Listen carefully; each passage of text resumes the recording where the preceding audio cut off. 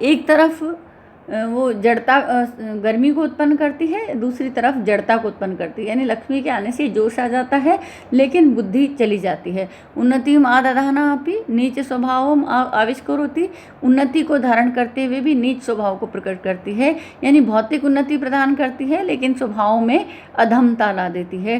तोय राशि संभवा अपि तृष्णाम संवर्धयति, तोय राशि अर्थात समुद्र से उत्पन्न होते हुए भी तृष्णाम संवर्धयति, तृष्णा को बढ़ाती है यानी पिपासा को बढ़ाती है। ऐसी पिपासा जो कभी मिटती नहीं है, ऐसी तृष्णा को बढ़ाती है। और ईश्वरताम दधाना अपि अशिव प्रकृतित्वम आतनोति, ईश्वरता को धारण करते हुए भी, ऐश्वर्य को धारण करते हुए, ईश्वरत्व को धारण करते हुए भी अशिव प्रकृति, अशिव मतलब अमांगलिक, शिव मतलब मंगल कल्याण, अशिव मतलब अकल्याण, तो अकल्याणकारी प्रकृतित्वम, प्रकृति मतलब स्वभाव, तो अकल्याणकारी स्वभाव को आतनोति फैलाती है, उसका प्रसार करती है।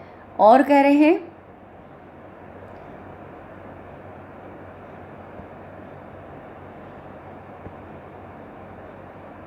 क्या कह रहे हैं, बलो उपचयम आहरंती अपि लघिमानम आपादयति, बल के समूह को लाते हुए भी लघिमानम हल्केपन को आपादयति आपादित करती है, यानी हल्कापन ले आती है। बल के समूह को लाती है फिर भी हल्कापन ले आती है। तो ये क्या हुआ, ये विरोधाभास हुआ।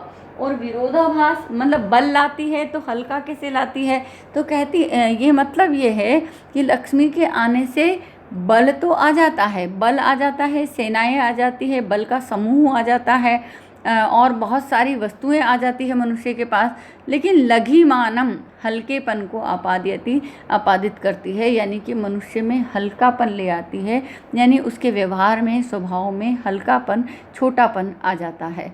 अमृत सहोदरा अपि कटुक विपाका, और अमृत की सहोदरा, अमृत की बहन होते हुए भी कटुक विपाका, कटु परिणाम वाली होती है। लक्ष्मी का स्वभाव हमेशा ही कटु होता है, यानी लक्ष्मी को आप अर्जित करने में कष्ट करते हैं, फिर रक्षण करने में कष्ट करते हैं, फिर वो चली जाती है, जाने के पश्चात दुख होता है, पश्चाताप होता है, क्योंकि उसको जिस तरीके से आपने पाया होता है उसके लिए आपने बहुत सारे नैतिक सिद्धांतों से समझौता किया होता है, बहुत सारे लोगों का दिल दुखाया होता है, बहुत सारे लोगों को जिसे कहें कि छल कपट ठगी किया होता है, तब जो है वो आती है हमारे पास में।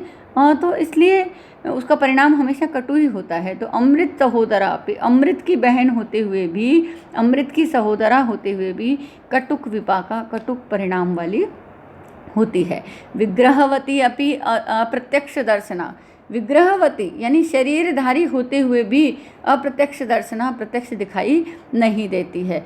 तो उसका आकार है, लक्ष्मी अलग अलग रूपों में होती है लेकिन फिर भी वो हमको प्रत्यक्ष रूप से दिखाई नहीं देती है। पुरुषोत्तम व्रता अपि खलजन प्रिया, पुरुषोत्तम से प्रेम करती है। पुरुषोत्तम व्रता, पुरुषोत्तम मतलब विष्णु, विष्णु में अनुरक्त है वो, तो फिर भी खलजन प्रिया, दुष्टों की प्रिया होती है, यानी दुष्टों को अच्छी लगती है।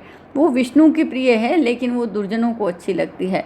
तो विष्णु की पत्नी है लेकिन दुर्जन लोग उसे प्रेम करते हैं। और रेणुमयी इव, मानो धूल धूसरित होने के कारण स्वच्छम अपि, स्वच्छ व्यक्ति को भी कलुषीकरोति, कलुषित कर देती है। यानी धूल जैसे स्वच्छ व्यक्ति को भी कलुषित कर देती है, ऐसे लक्ष्मी जो है वो कलुषित मनुष्य, अच्छे व्यक्ति को भी बुरा बना देती है, स्वच्छ व्यक्ति को भी कलुषित कर देती है। ऐसा ही इस लक्ष्मी का स्वभाव होता है। तो ये विरोधाभास अलंकार है, अर्थात विरोध का आभास होता है लेकिन वस्तुतः विरोधी अर्थ नहीं होता। हमें विरोध का परिहार करना होता है, यानी कवि ऐसे शब्दों का प्रयोग करता है कि हम जब पढ़ते हैं तो ऐसा लगता है कि ये दो बातें तो विरोधी है, लेकिन जब हम उसका अर्थ करते हैं तब विरोध का परिहार हो जाता है।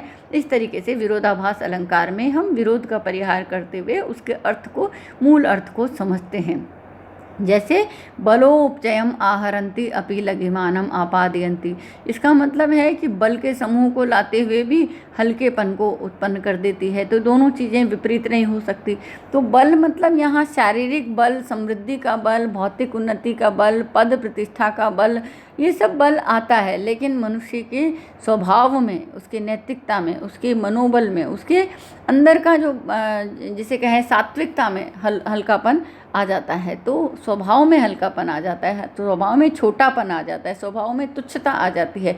इस प्रकार से लक्ष्मी विरोधी स्वभाव वाली है। अमृत सहोदरा अपि कटुक विपाका, तो अमृत की सहोदरा है, यानी जहाँ से अमृत उत्पन्न हुआ है वहीं से लक्ष्मी उत्पन्न हुई है। तो अमृत जहाँ अमृतत्व प्रदान करता है, लेकिन लक्ष्मी जो है वो कटु परिणाम वाली होती है। तो लक्ष्मी जब आती है तो उसका परिणाम कटु होता है।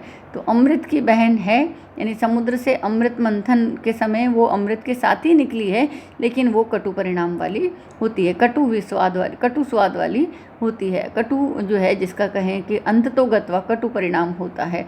विग्रहवती अपि अप्रत्यक्ष दर्शना, विग्रह मतलब शरीर, तो शरीर युक्त होते हुए भी, विग्रह में मतु प्रत्यय है, मतु का वत शेष रहता है और वत हो जाता है स्त्रीलिंग में वती, विग्रहवती, तो विग्रह वाली होते हुए भी अप्रत्यक्ष दर्शना, अप्रत्यक्ष दिखाई देने वाली है, यानी कि आप उसको प्रत्यक्ष नहीं देख सकते। लक्ष्मी वस्तुतः कैसी है वो हमको दिखाई नहीं देती, लेकिन लक्ष्मी अलग अलग रूपों में होती तो है, तो रूपों में होते हुए भी वो अप्रत्यक्ष रूप से दिखाई देने वाली होती है या प्रत्यक्ष रूप से दिखाई देने वाली नहीं होती है। पुरुषोत्तम रतापि, पुरुषोत्तम में अनुरक्त होते हुए भी खल जन प्रिया, दुष्टों की प्रिया होती है। और रेणुमयी इव, धूल से बनी हुई के समान, यानी वो लक्ष्मी मानो धूल से बनी हुई है। ऐसी स्वच्छम अपि, स्वच्छ को भी कलुषीकरोति, कलुषित कर देती है, जो स्वच्छ है उसको भी वो कलुषित कर देती है। इस प्रकार से लक्ष्मी का स्वभाव जो है वो शुकनास चंद्रापीड़ को बता रहे हैं, और आगे भी इसी प्रकार से हम लक्ष्मी के स्वभाव को पढ़ेंगे। और इसके अलावा जो अन्य चंद्रापीड़ के सामने आने वाली परिस्थितियां हैं उसके बारे में बात करेंगे। आज के अध्याय के लिए बस इतना ही। इस कोरोना काल में बच्चों आप ध्यान रखें, घर पर रहें, सुरक्षित रहें, और अपने बारे में सोचें, परिवार के बारे में सोचें, समाज के बारे में सोचें, और समय समय पर प्रशासन के द्वारा और जो चिकित्सा क्षेत्र के कर्मी जो लगे हुए हैं हमारे स्वास्थ्य को सुरक्षित रखने के लिए, उनके द्वारा दिए गए जो गाइडलाइंस है, जो नियम है, उनको ध्यान रखें। लेकिन साथ में अपनी जो पढ़ाई है, जो अपना ज्ञानार्जन है, उसकी परंपरा को भी बनाए रखें। और ये जो वीडियोज़ हम लोग आपके लिए अपलोड कर रहे हैं उनको आप लोग देखें, समझें, और यदि इनमें कोई परेशानी आती है तो आप व्हाट्सएप ग्रुप जो बना हुआ है उसमें हमसे बात कर सकते हैं, फ़ोन पर भी बात कर सकते हैं, तो हम ऑडियो में आपको अच्छे से इसको समझा सकते हैं।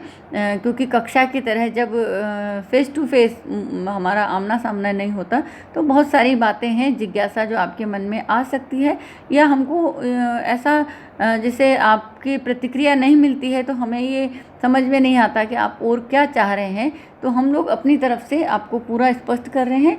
लेकिन चूँकि ये आपके लिए है, पढ़ाई जो है वो दो तरफा होनी चाहिए, शिक्षकों की तरफ से भी रिस्पॉन्स आना चाहिए, तो आप लोग जो है इसको समझें, और जहाँ कोई परेशानी आए तो आप मुझे कॉल करें और मुझसे पूछें, तो आपकी जिज्ञासाओं के समाधान के लिए हम लोग हमेशा तत्पर हैं। धन्यवाद।